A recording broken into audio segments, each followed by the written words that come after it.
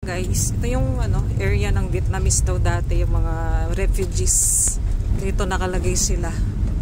Ito yung going to SBMA. Yan. May mga natira pang bahay ng mga Vietnamese dito. Yan, parang sigsag road din siya. Yan. Pero as of na, wala ng bahay. Hindi na-develop. Kanila pa rin yan?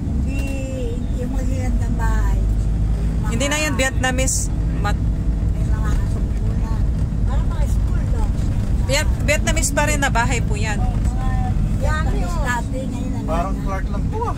Oo nga, parang Clark. So ito po mga bahay ng Vietnamese po. Ito madam. Dati mga katulad dyan. Yung mga... May mga... ayan o. Dito daw kasi nilagay yung yung dating refugees na mga Vietnamese. Pero as of now, dinidevelop na siya. Develop talaga na yan. Marami sila. Ayan. Okay. Maganda na to pag marami yan. Ayan o, mga bahay na nila.